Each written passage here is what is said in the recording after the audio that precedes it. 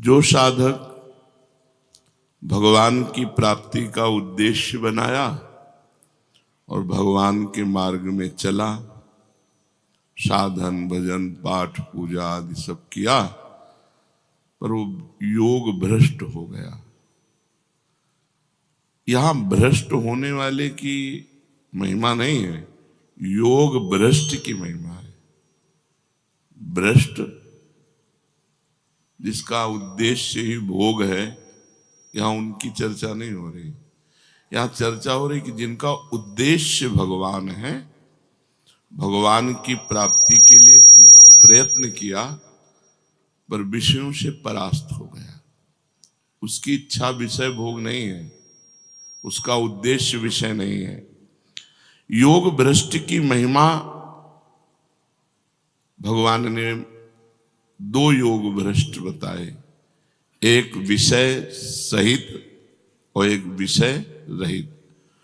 विषय सहित जो भोगों में सुख बुद्धि रखी, लेकिन मुझे परमात्मा की प्राप्ति करनी, भगवान की प्राप्ति करनी, पर वो विषय प्रिय साधक भगवत प्राप्ति के लक्ष्य में चलने के कारण भ्रष्ट तो हो गया, पर उसकी परमार्थिक उन्नति नहीं रुकी। जब उसका शरीर पूरा हुआ तो स्वर्ग आदि लोकों में जाकर के भोग भोगा, फिर श्रीवान धनवान कुलवान के यहां जन्म हुआ, राज वैभव सब। पूर्व साधन फिर उसका चला, वो परमात्मा की तरफ खिंचा।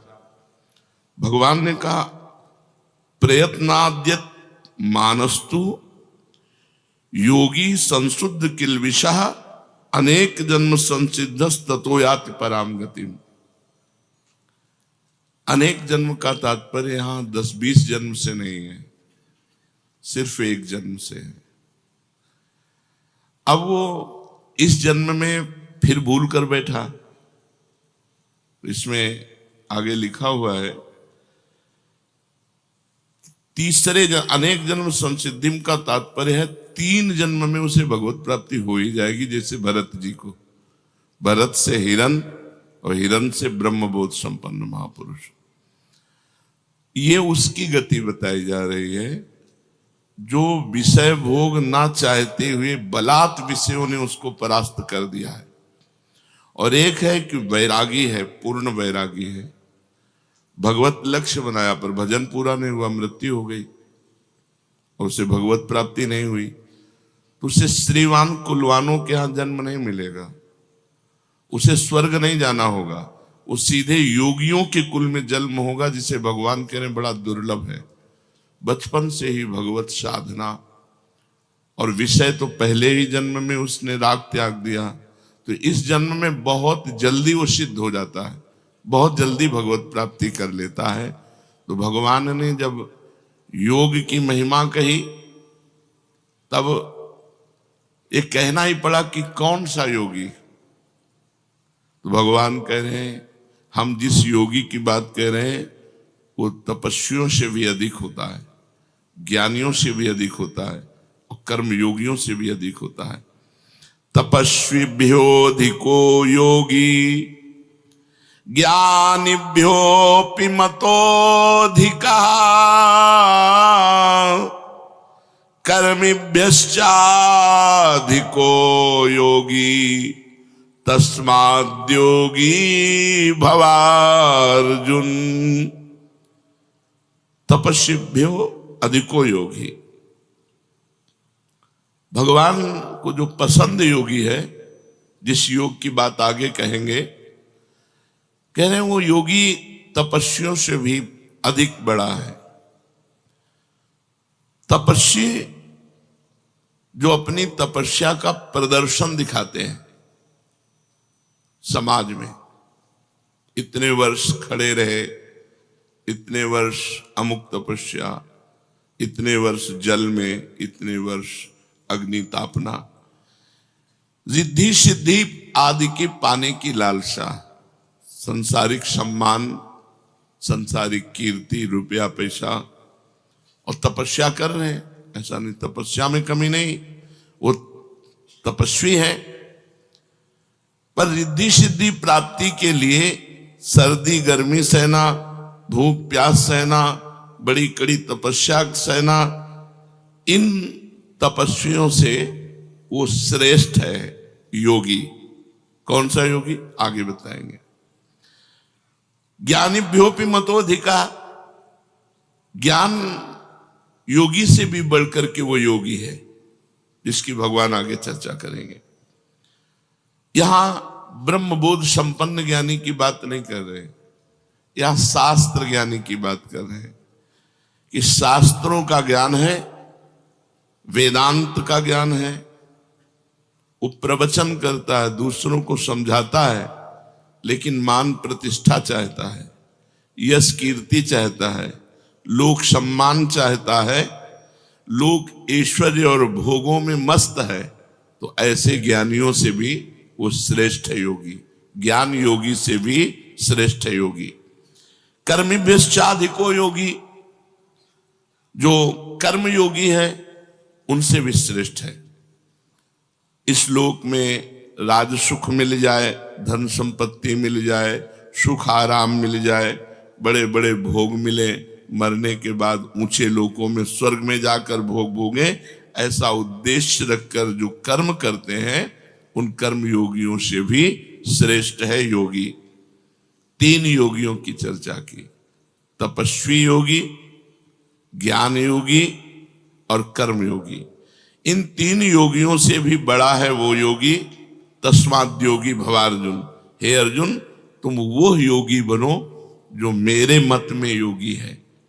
भगवान आगे कह रहे हैं, योगिनामपि सर्वेषां मद्गते नान्तरात्मना श्रद्धावान भजते यो माम सामे युक्त तमो मतः।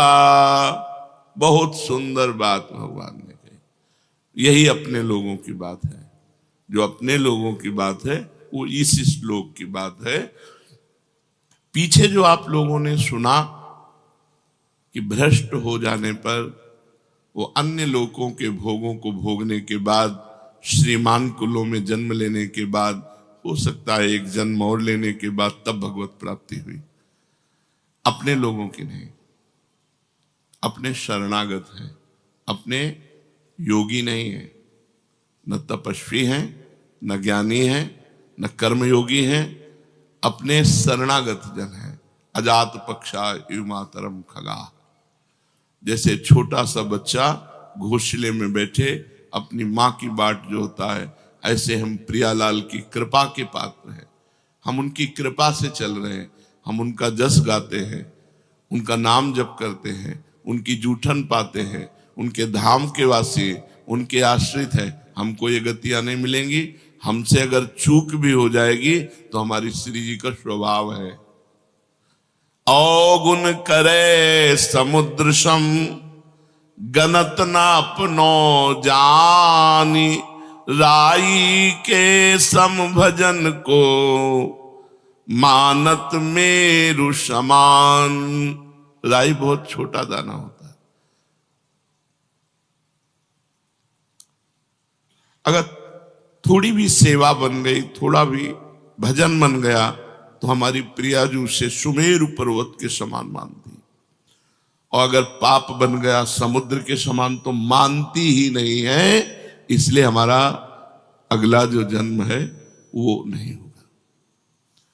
हम इसी जन्म में प्रियाजू को प्राप्त करेंगे, क्योंकि हम अपनी साधना के बल से नहीं चल रहे। मेरे बल सी वृंदावन रानी, हम इनके सहारे चल रहे हैं। हम शरणागत हैं, हम तपस्वी योगी नहीं हैं, हम कर्म योगी नहीं हैं, हम ज्ञान योगी नहीं हैं, हम प्रेम योगी हैं। प्रियालाल के चरणारविंद की शरण में है, जो शरणागत के अभय करके उसके सारे अपराधों को न मानते हुए, मानते ही नहीं, क्षमा करने की बात जाने दो, अवगुण करे समुद्र सम, एक दो अपराध नहीं किए, सैकड़ों पाप किए इसने, बोले मानती ही नहीं कि इसने किया है। ऐसी हमारी प्रियाजू है। अवगुण करे समुद्र सम, गनत ना अपनो जाने। ये मेरा है। अपने यहां प्राय इस बात की जय है कि हम श्री जी के हैं, हम लाडली जी के हैं। हमारा साधन भजन क्या है? उच्छिष्टामृत भुक्त वैव, चरितम श्रृणवस्त वैव। नाम का जप करना, उनके चरणों के आश्रित रहना, बस इतना ही हमारा जीवन है। उनके जूठन को पा रहे हैं, उनका जस गा रहे हैं, उनका जस सुन रहे हैं, नाम जप कर रहे हैं, सेवा कर रहे हैं, उनके भरोसे उनके घर में पड़े, भगवत प्राप्ति पक्की है। चाहे जितनी बड़ी चूक हो जाए, प्रियाजू चूक मानती ही नहीं। भगवान कह रहे हैं अब इस योग को समझना है, ये अपना योग है। भगवान कह रहे हैं योगी नाम अपि सर्वेशाम मदगते नान्तरात्मना, श्रद्धावान भजते यो माम सामे युक्त तमो मता। संपूर्ण योगियों में जो श्रद्धावान भक्त हैं, मुझ में तल्लीन होकर भजन में लगे हुए हैं, जो मेरा भजन करते हैं, बस मेरे मत में सर्वश्रेष्ठ योगी वही है। तपस्वियों से भी, ज्ञानियों से भी और कर्मयोगियों से भी भगवान ने श्रेष्ठ योगी कहा भजन करने वाले को। केवल एक ही काम है, ये सब भजन के अंतर्गत आता है। लीला गायन, लीला श्रवण, नाम कीर्तन, ठाकुर सेवा, ये सब संत सेवा, संत संग, ये सब भजन के अंग हैं। संपूर्णता को भजन कहते हैं। योगिनाम अपि सर्वेशाम,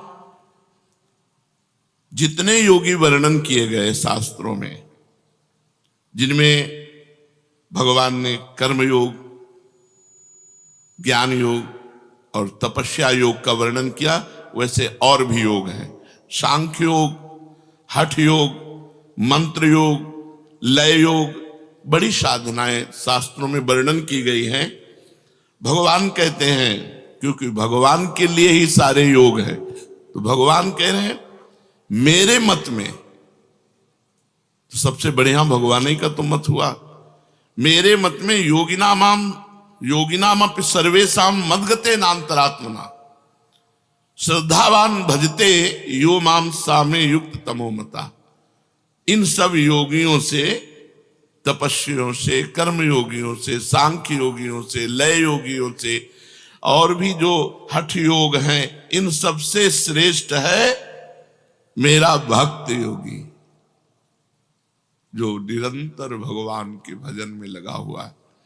या श्रद्धावान, जो मेरे में केवल श्रद्धा करता है, योगों पे नहीं, योग पे नहीं, उसका योग से कोई मतलब नहीं। उसको मेरी प्रियाजू, मेरे लालजू, दुनिया से मतलब है नहीं। अपने प्रियालाल को हृदय से लगाए, हर समय उन्हीं को कीर्तन सुनाना, उन्हीं को पद सुनाना, उन्हीं को भोग लगाना, उन्हीं के सामने नाचना गाना, उन्हीं के चरणों में सो जाना, उन्हीं के चरणों का चिंतन करते उठना, ये श्रद्धावान योगी है, जो भगवान जी से पसंद करते हैं। मेरे पर श्रद्धा और विश्वास करता है और जिसके भीतर मेरी मापता है, साधना की नहीं। मेरे भगवान, मेरी प्रियाजू मेरा कल्याण कर देंगी, मेरी प्रियाजू मुझे मिलेंगी, मेरी प्रियाजू मुझ जैसे नीच को भी अपना बनाएंगी। उसके अंदर केवल एक वृत्ति है, प्रियालाल। मैं साधन कर रहा हूं, इसके बल से भगवत प्राप्ति को मार्ग दूसरा हो गया। मैं भरोसे में हूं प्रियालाल के, वो अंदर की बात। उसकी सत्ता और महत्ता केवल प्रभु में। ऐसा वो श्रद्धावान भक्त मेरे में लगे हुए मन से मेरा भजन करता है, तो मदगते नान्तरात्मना माम भजते। भगवान कह रहे मैं जो निर्णय कर रहा हूं सबसे बड़ा निर्णय है। भगवान का निर्णय सबसे बड़ा निर्णय है। भगवान कह रहे जिसने मेरे में चित्त लगा दिया, मेरा आश्रय ले लिया और मेरा भजन कर रहा है, यो माम सामे युक्त तमो मता, मेरे मत में सबसे बड़ा योगी वही है। जब इस तरह से हमारा हृदय कि मैं प्रियालाल का, प्रियालाल मेरे, इसके बीच में कोई नहीं होना चाहिए।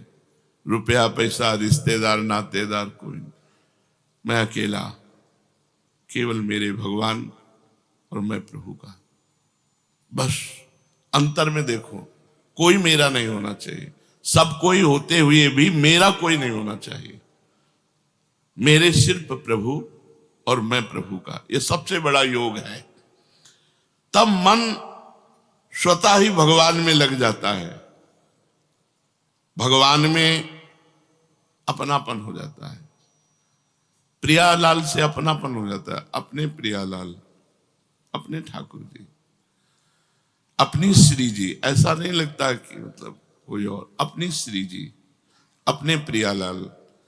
इसीलिए सबको सेवा रखनी चाहिए, जिससे अपनी सेवा में हम इतने तन्मय रहें कि सेव्य से प्रीति हो जाए।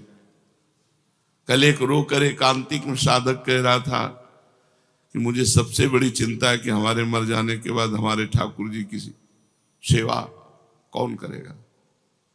बस यही चिंता खाए जा रही। हम कहा यही चिंता तुम्हें प्रभु से मिला देगी।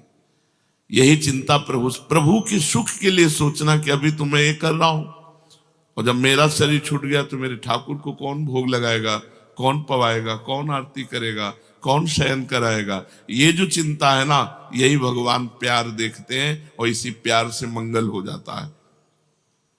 उसका स्वाभाविक मन लग जाता है प्रभु में, स्वाभाविक मन।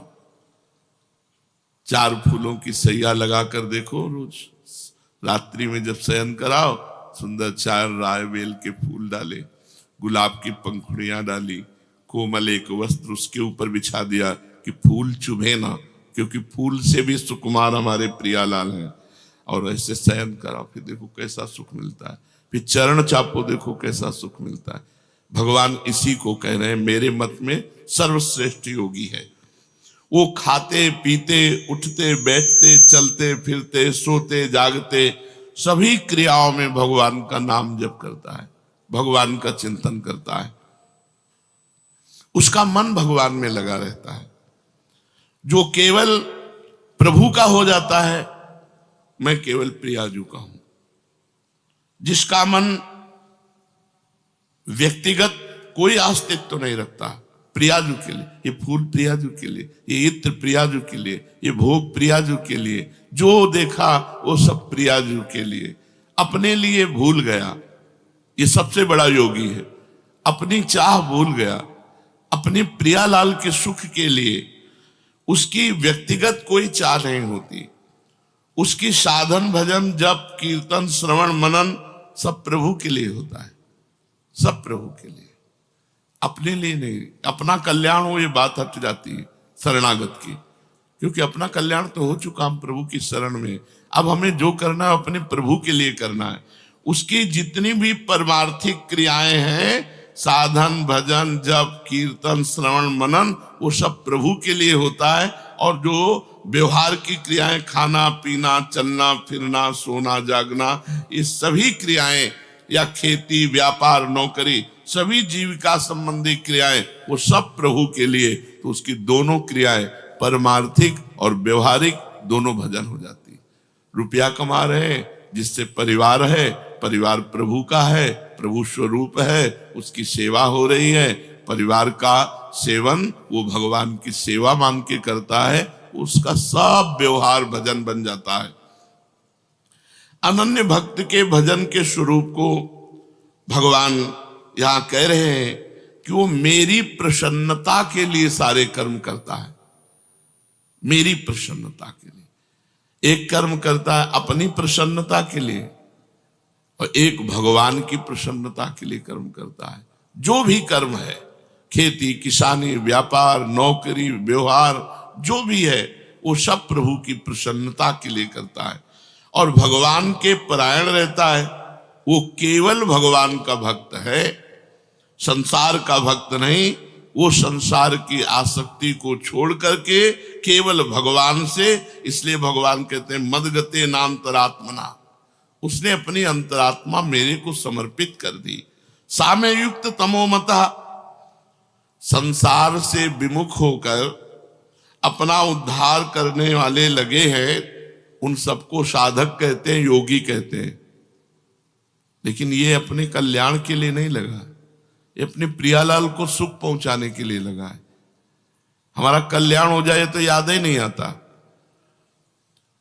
अगर सच्ची शरणागति है तो ये बात सुनकर कि वो भ्रष्ट योगी स्वर्ग जाएगा, नरक जाएगा, ये होगा वो, तो आपको लगेगा सब मेरी बातें नहीं, मैं योगी हूं ही नहीं, मैं तो प्रियालाल की शरण में हूं। हमारा निर्णय संसार के भागवतिक विधान में नहीं होगा, हमारा निर्णय निकुंज में होगा। और निकुंजेश्वरी का स्वभाव ऐसा है, बड़ी करुणामयी, दयामयी, कृपामयी, अपराध मानती ही नहीं, छोटी सी सेवा को पहाड़ करके मानती। हमारा तो काम बन गया। हमें हर समय पुलकित रहना है कि हमारा संबंध श्री जी से है, हमारा कल्याण साधना से नहीं संबंध से होगा। और इस संबंध को आचार्य गुरु ने करवाया है, हमारा कल्याण हो गया। कल्याण की बात अगर सोचकर तुम्हारे मन में क्षोभ हो तो अभी तुम शरणागत नहीं हो। अपने कल्याण की बात सोचना शरणागति में कलंक है। हमें प्रभु के विषय में सोचना है, प्रभु की चर्चा। हम तो जैसे नीच पामर हैं ही, हमको तो स्वीकार कर लिया श्री जी ने, हम तो श्री जी की शरण में। अब अपने विषय में क्या सोचना, अब श्री जी के विषय में सोचना, अब श्री जी की प्रसन्नता के लिए कार्य करना। जो संसार से विमुख होकर साधना में लगे हुए हैं, सगुण निर्गुण जो परमात्मा का भजन कर रहे हैं, ये सब युक्त तर हैं। परंतु जो केवल भगवान में लगा हुआ है, भगवान कह रहे हैं ये युक्ततम है, सर्वश्रेष्ठ है। केवल भगवान से मतलब है। वो भक्त युक्ततम तभी होगा जब कर्म योग, ज्ञान योग और भी तपस्या आदि योग, इनमें से किसी में उसकी रुचि नहीं। भगवान का नाम जब, भगवान की नाम कीर्तन करना, भगवान की कथा सुनना, भगवान की श्री विग्रह की सेवा करना, भगवान के लिए व्यापार नौकरी करना, उसका सिर्फ मतलब केवल प्रभु से है, किसी योग से नहीं। श्रद्धा विश्वास पूर्वक प्रभु में तल्लीन हुए मन से भजन करने पर वो उत्तम योगी कहा जाता है। उत्तम योगी कारण कि भगवान महायोगेश्वर है, संपूर्ण योगों के महान ईश्वर हैं। तो जब महायोगेश्वर प्रभु श्री कृष्ण की शरण में हो गए तो अब शरणागत का कौन सा योग बाकी रह गया। शरणागत का बहुत बड़ा संबंध है, मैं प्रभु का हूं, प्रभु मेरे, इसी से कल्याण हो जाएगा। कोई भी त्रुटि ही नहीं मानी जाएगी। कोई त्रुटि, कोई अपराध, कोई पाप उसको भगवत प्राप्ति से नहीं रोक सकता। इसका मतलब ये नहीं कि वो मनमानी आचरण करता है, नहीं, वो तो अपना मन प्रभु में लगा रहा है। अगर कहीं त्रुटि हो गई, अगर कोई गलती हो गई, कोई आसक्ति कर बैठा, तो भगवान उसकी सब इन गलतियों को क्षमा करके मानते ही नहीं और अपनी शरणागति के बल से उसका कल्याण करते हैं। युक्ततम भक्त कभी योग भ्रष्टों की गति में नहीं जाता। शरणागत भक्त जब उसका दोबारा जन्म होगा कुलवान धनवान या योगियों के कुल में, नहीं, इसी जन्म में। ये शरणागति की विशेष महत्ता है। भगवान ये मेरी शरण में है, भगवान देखते हैं, कारण कि उसका मन भगवान में लगा है। भगवान भी उसको कभी नहीं छोड़ते।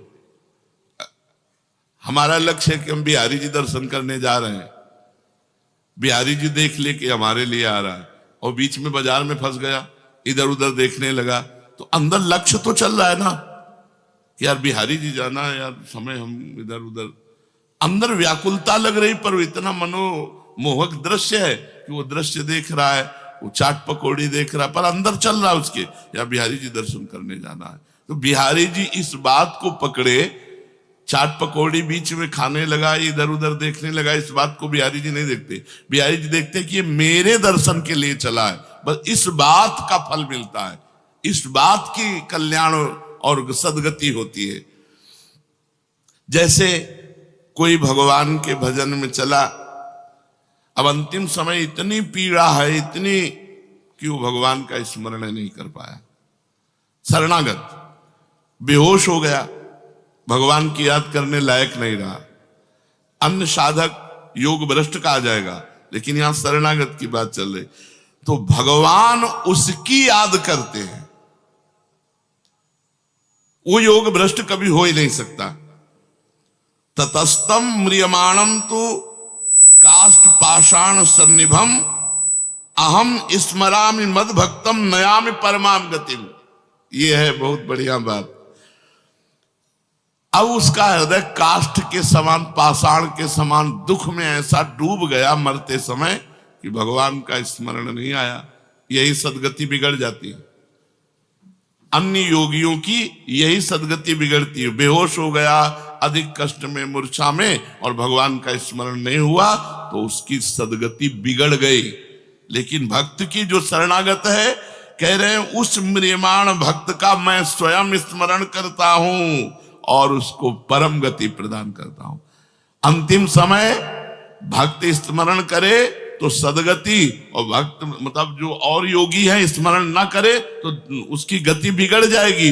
लेकिन जो शरणागत है उसकी नहीं बिगड़ेगी। वो स्मरण करे न करे, भगवान उसका स्मरण करते हैं और उसको परम गति की प्राप्ति होती है। उस पंक्ति में अपने लोग बैठे हैं, अपने लोग इसी पंक्ति में बैठे, शरणागति की पंक्ति में बैठे हैं।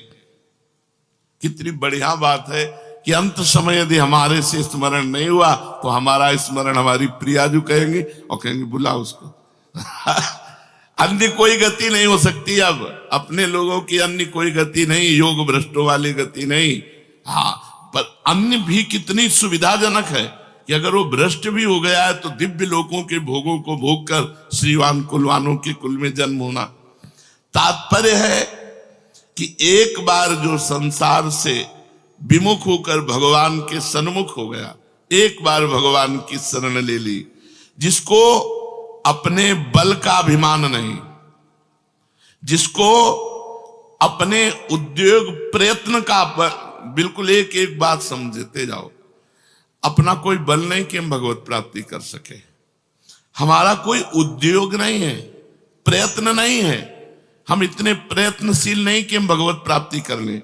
और जिसको अपनी साधना का सहारा नहीं, केवल विश्वास प्रभु का है, उसका परम कल्याण हो गया, वो भगवत प्राप्ति कर ले। अपने लोग इसी लाइन में है, ना अपनी कोई साधना, ना अपना कोई प्रयत्न है, ना अपना कोई बल है।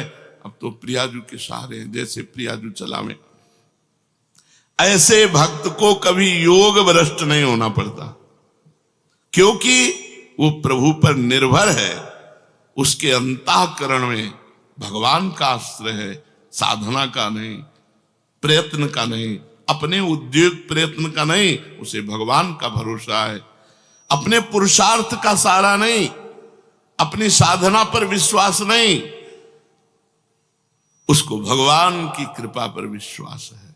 इसलिए योग भ्रष्ट उसे कहते हैं जिसे अपनी साधना पे विश्वास है, जिसे अपने प्रयत्न पर विश्वास है, और ये भगवान पर विश्वास करता है शरणागत भक्त। अंतःकरण में भोगों का महत्व होने से प्रभु का ध्यान छूट जाता है, मन संसार में चला जाता है। अगर ऐसे समय में प्राण छूटते हैं तो कोई भी साधक हो, उसका संसार में जन्म होगा, उसे योग भ्रष्ट कहते हैं। लेकिन जो भगवान का शरणागत है उसका नहीं, क्योंकि अंतिम समय भगवान उसका स्मरण करते हैं, इसलिए वो योग भ्रष्ट हो ही नहीं सकता, वो भगवत प्राप्ति करेगा। अपने लोग उसी पंक्ति में बैठे, अपनी साधना इसी बात की है।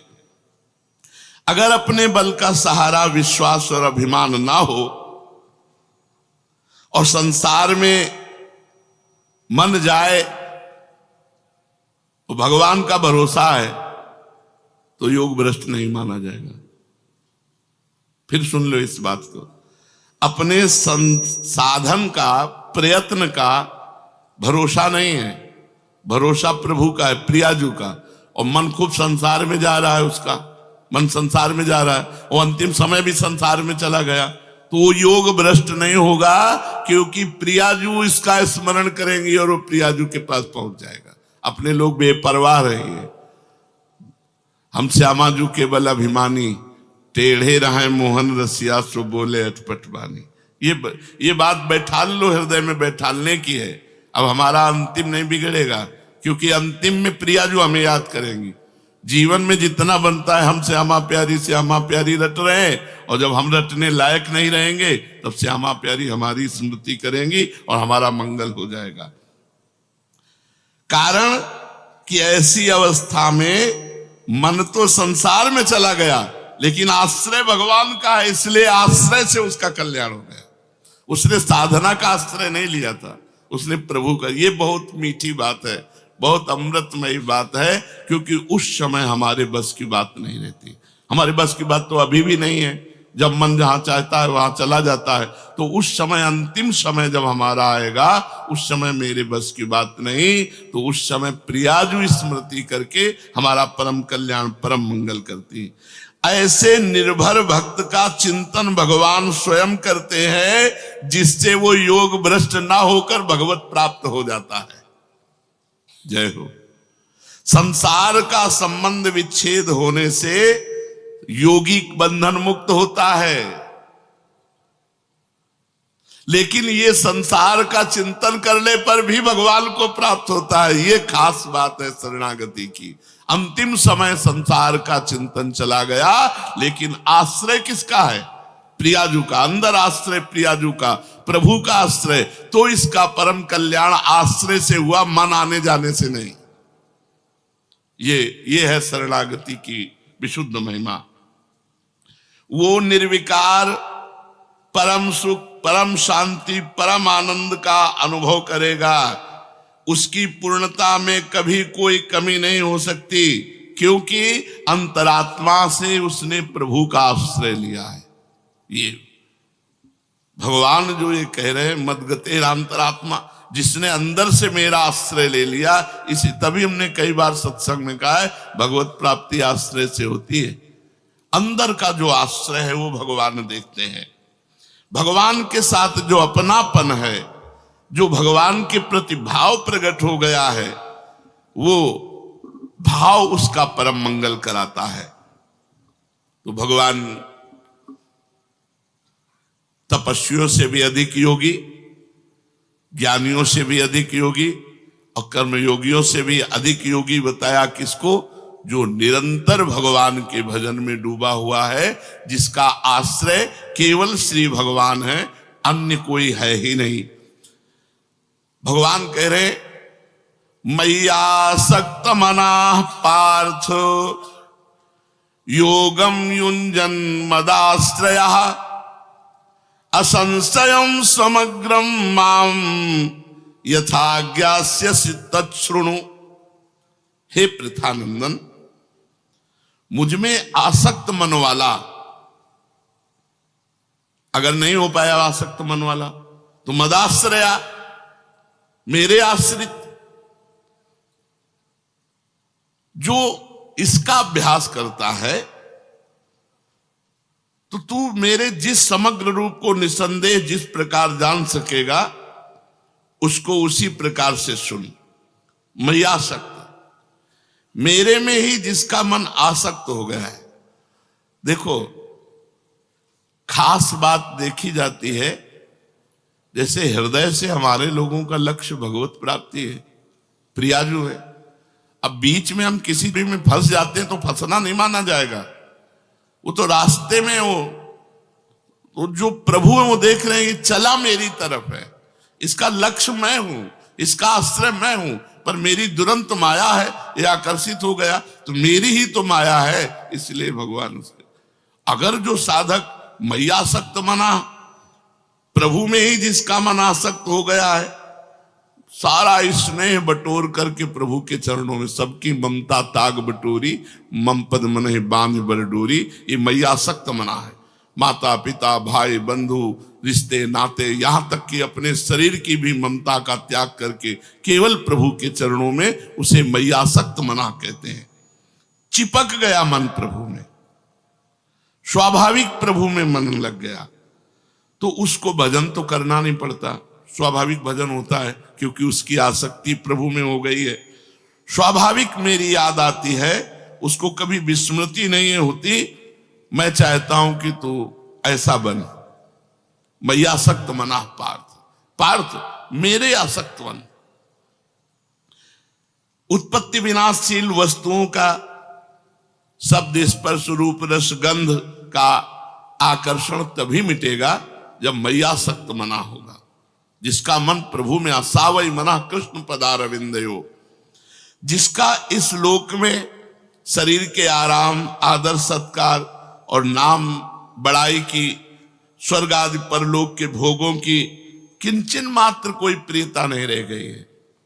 मय्यासक्त मना, शरीर के आराम की व्यवस्था, मान बड़ाई, नाम प्रणाम नमस्कार, लोक परलोक के भोग, इन सब से कोई प्रियता नहीं, मेरी तरफ खिंचाव है, ऐसे उपासक को मय्यासक्त मना कहते हैं। साधक कैसे भी प्रभु में लग जाए वो मय्यासक्त हो ही जाएगा। अगर वो कहीं इधर उधर चलेगा ना, मन चलाएगा, तो उसको ऐसी ठोकर लगेगी कि अपने आप सही मार्ग में चलेगा। पक्का मान लो, जिससे आसक्त होगा वही ऐसे वचन कहेगा, वही ऐसी क्रिया कर देगा कि उसका मन हो जाएगा, अरे मैं तो परमार्थ छोड़कर, भगवान छोड़कर इसके लिए आसक्त हो रहा हूं, ये हमें क्या। वो अपने आप सही रास्ते में आ जाएगा। जिधर वो आसक्त होना चाहेगा, तो ये भगवान की भी तो जिम्मेवारी है। भगवान खींचते हैं, कृष्ण आकर्षण। हमको और कोई विषय खींच करके अपने में रोक नहीं सकता अब, क्योंकि भगवान ने खींचा है। खड़े हो सकते हैं, लड़खड़ा सकते हैं, लेकिन लक्ष्य नहीं बदल सकता। अब ये लक्ष्य नहीं बदल सकता कि चलो अब ये भोग मिल गया, विश्राम नहीं। उसका लक्ष्य अंदर जागृत है, भगवत प्राप्ति। अंदर लक्ष्य उसका जागृत है, भजन। और थोड़ी देर के लिए मनोरंजन के लिए रुक गया, तो उसी मनोरंजन में ऐसी चोट पहुंचाई जाएगी कि उसका हृदय व्याकुल होकर फिर भगवान की तरफ भाग पड़ेगा। मय्यासक्त होने के दो उपाय बता रहे हैं। वो अच्छे से बताया जाए, इसलिए कल इसकी चर्चा करेंगे कि भगवान के आसक्त चित्त होने के दो उपाय हैं। उन उपायों को बड़े ध्यान से धैर्यपूर्वक सुना जाए और देखो, निश्चिंत हो जाओ। हम लोग प्रियालाल की शरण में हैं, बस इतनी चिंता करने की बात है कि उनका भजन न छूटे, उनका आश्रय न छूटे, किसी व्यक्ति का आश्रय न हो जाए, कहीं धन का आश्रय न हो जाए, कहीं साधना का आश्रय न हो। सर्वेषु साधन वरेषु चिरम निराशा, तो वर्षंत में सहजाद्भुत शोक की धाराम श्री राधिका चरण रेणु महाम स्मरामि। अपने को नरक स्वर्ग की कोई चिंता नहीं है, अपने को बस चिंता श्री जी की सेवा की रहनी चाहिए। और भजन साधन जो दिनचर्या है, ऐसे मार्ग में लगे हो कि अंतिम समय वो हमारा स्मरण करके ले जाएंगे। हमारी जिम्मेवारी नहीं है, हमारी जिम्मेवारी नहीं। जैसे अंतिम समय हर योगी को मन को संभाल कर परमात्मा में लगाना होगा, अगर नहीं लगाए तो भ्रष्ट हो जाओगे। लेकिन अपने लोगों को ये भी बात नहीं, मन संसार में चला गया तो प्रिया जो है ना हमारी, वो हमारा स्मरण करेंगी और अपने पास बुला लेंगे। श्री राधा वल्लभ लाल की।